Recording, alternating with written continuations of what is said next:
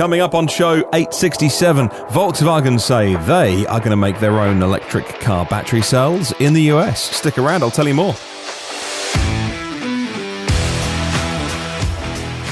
Plus, why some of the editions of the ID3, of course the first full electric vehicle from VW, will only ever be a four-seater.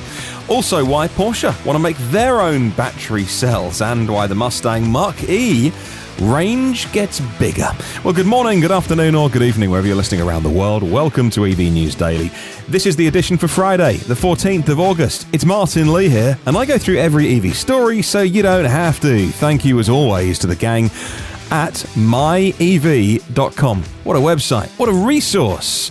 It's a real, I can tell, a labour of love for the whole team there, because it just keeps getting better and better all the time. From the last couple of years since I first saw MyEV, there's now tons and tons of cars on there, and so many articles and resources that you can use to learn about EVs, and then when you're ready, you can jump in. Maybe you're buying or selling, check out myev.com. US only, but it's a great free marketplace.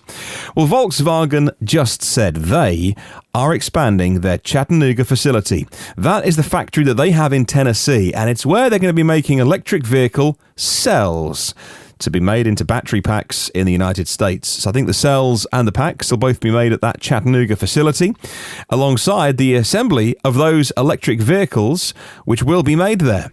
Volkswagen said it plans to break ground for a laboratory in Chattanooga to develop and even test cells and battery packs as well for their upcoming car models, the ones to be assembled in the US. They have a goal of a fully operational lab by spring of 2021, reports Autoblog. Volkswagen's plan to produce their own cells and battery packs for EVs in the US follows an emissions scandal at the company, which admitted to using illegal software. At least I can say that for my US listeners here. They denied they did anything illegal. In fact, we didn't have the rules for them to break. They break no laws here. But they did take my Golf back at the time and fixed the software. However, in the US, of course, there were rules in place for them to break. It was a big financial penalty. But if we're looking for silver linings, I guess, out of that dark period of the company's history came Electrify America, which is doing some amazing, he's doing great guns, doing amazing work, building out a super fast charging network all across the US. And the electric vehicle cells to be made in Chattanooga, and the fact that they're going to develop cells, have a lab, make those cells into packs, make the cars there as well, it all reinforces Volkswagen as one of the most ambitious of the existing car makers in the electric vehicle domain.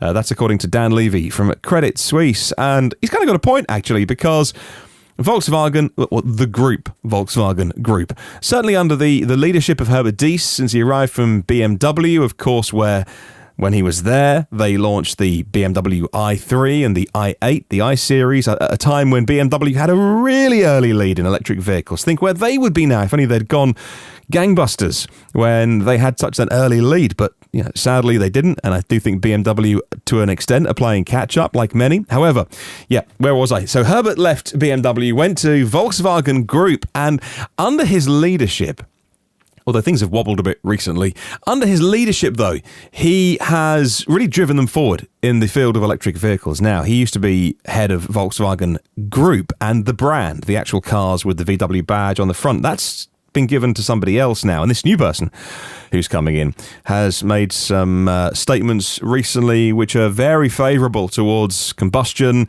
and saying they're going to carry on with combustion cars for a long time to come, and how he's a fan of them, and that is very much a change of tune from the top of VW. But they're still doing things like this investment in Chattanooga, and that is wonderful. Well done them. A lot to win, a lot to gain for those that get it right, and equally a lot to lose for those massive companies that get it wrong.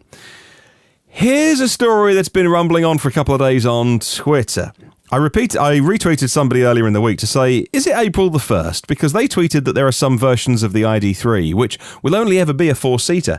And I do recall this around the time of the launch, and mention of one of the models wasn't going to have a bench seat in the back, and it was only going to be a four-seater. And I didn't brush it off, but I thought, well, they'll fix that by the time. They'll sort that, whatever the problem is. Well, VW doesn't even have their EV on the road yet, the ID3. This is an article, by the way, from a German website. So I'm using Google Translate, And bear with me.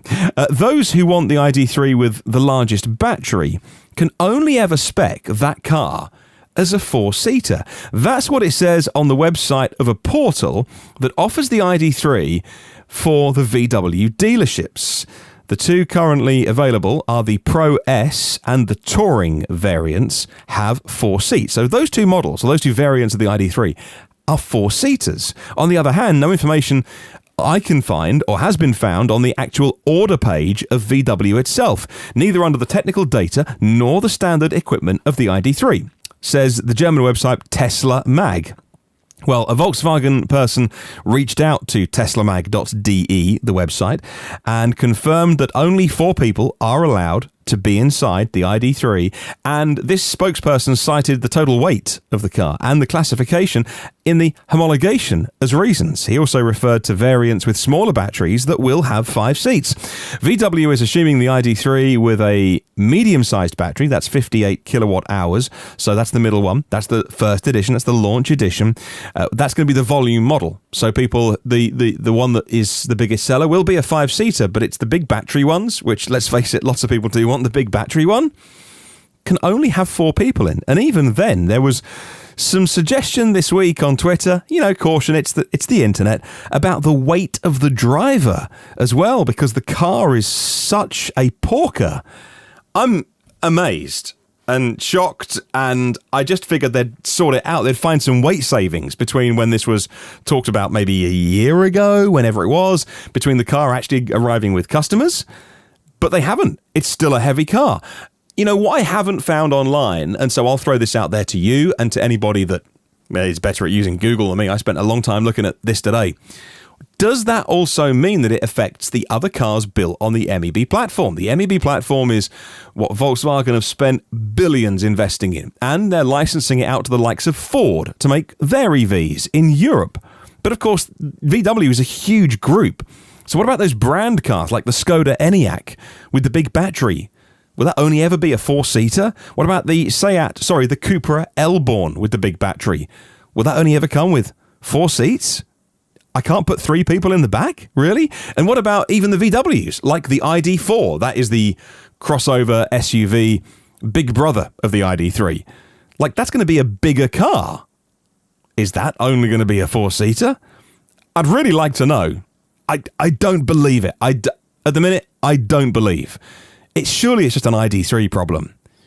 Because that platform is going to spawn, well, according to VW, millions and millions of cars. And you can't have the case where some of them can seat 5 and some of them can only seat 4.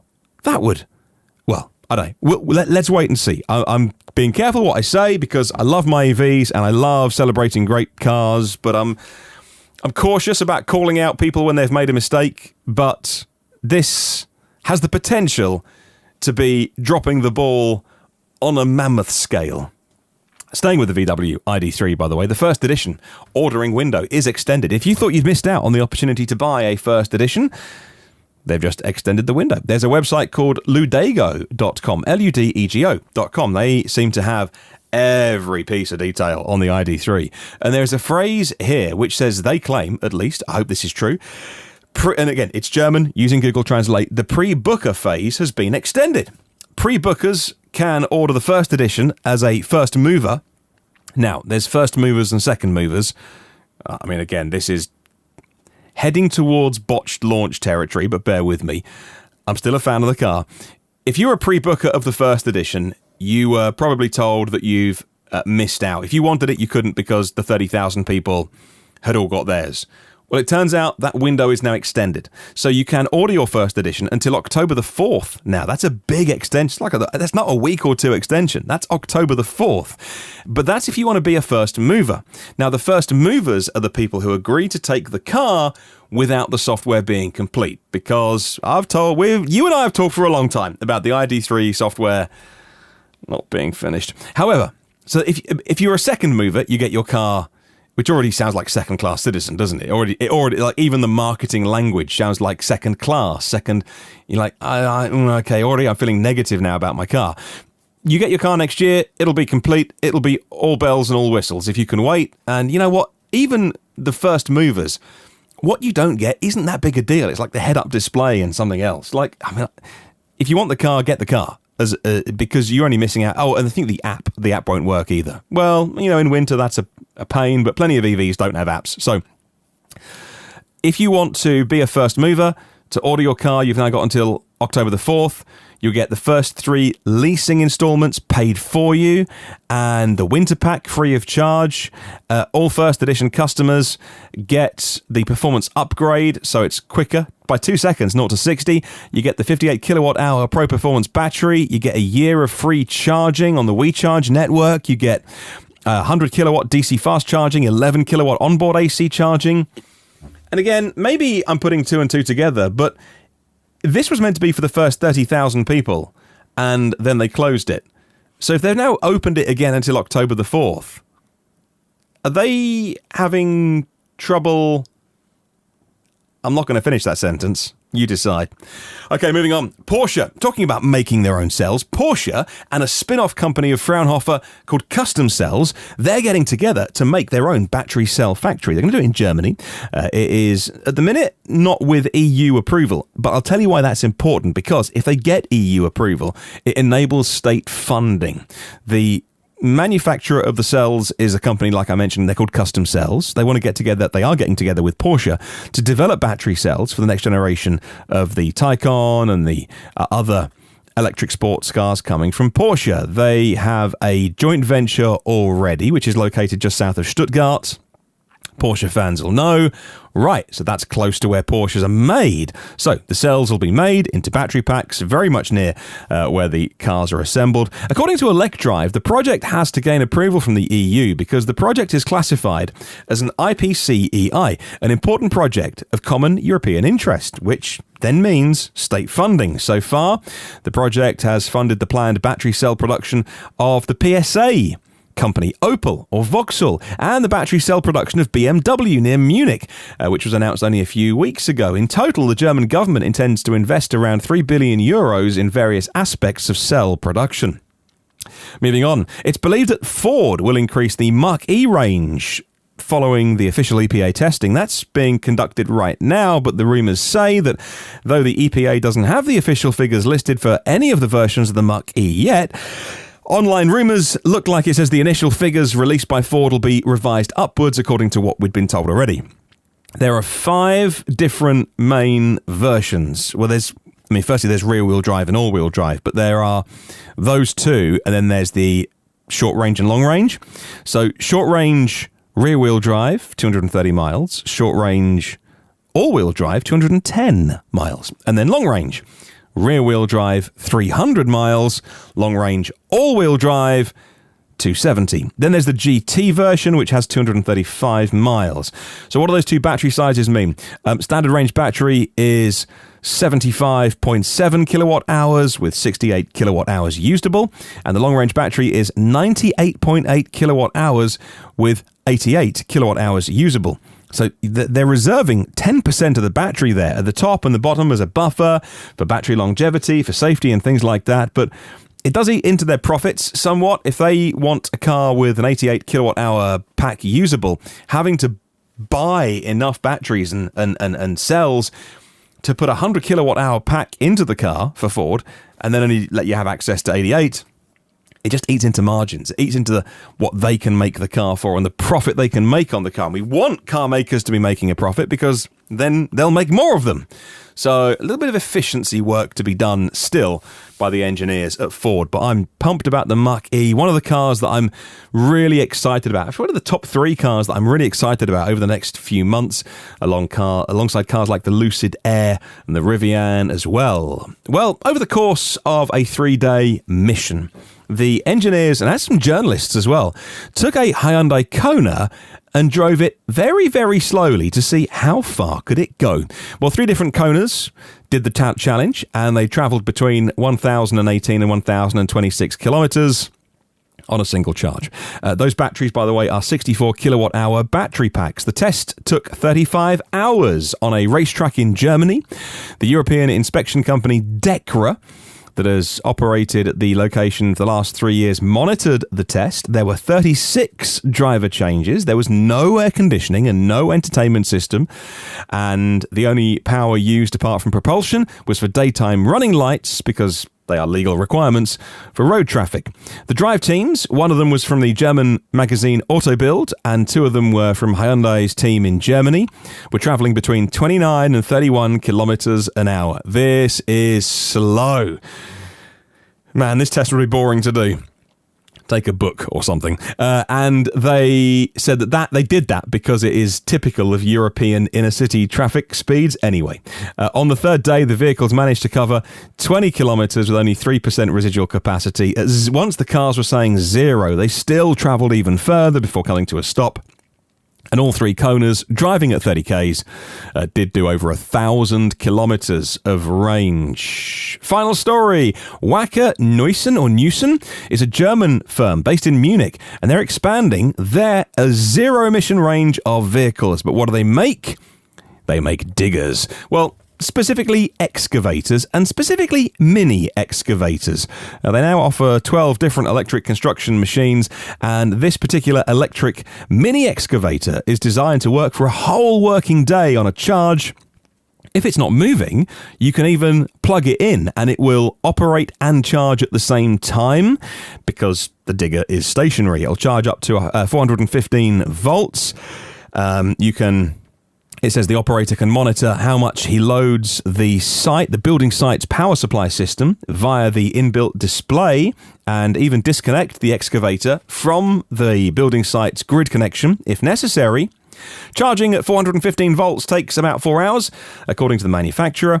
The battery has its own heater, which means that it can operate at the lowest temperatures. Despite the power storage, the excavator is compact. It's called a zero-tail machine, so no rear overhang. So many places where these little mini excavators are important. Like, if I was having work done in my garden, I'd want one of these, because I don't want to upset my neighbours with noisy machinery.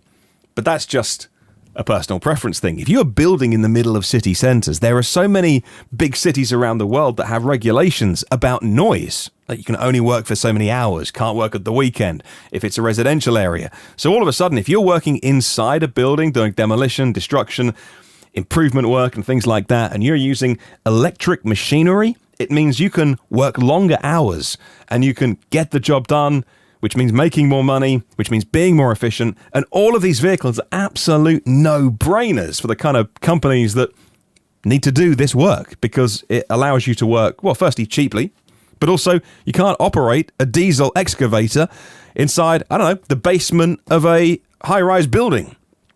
You can operate an electric one. There's no fumes. There's no safety issues. You haven't got to give the driver a break, which some drivers and operators of these diesel machines have to do, either because of exposure to fumes or the noise and the vibration. Safety rules mean the operators only work at certain periods of time. With the electric ones, doesn't apply. I love stories like this. I know it's off the wall. I know you're never going to hear that story anywhere else apart from this podcast, but I bloomin' well love it. Well, that's your show for today, and I hope you enjoyed it. If you can email me about anything, your thoughts, your opinions, am I right, am I wrong? Don't mind being challenged if I'm off the mark on some of these things, because I love having a difference of opinion, as long as, stay polite, be nice, and I'll be nice back. You can email me, hello@evnewsdaily.com, or leave a comment on the YouTube show.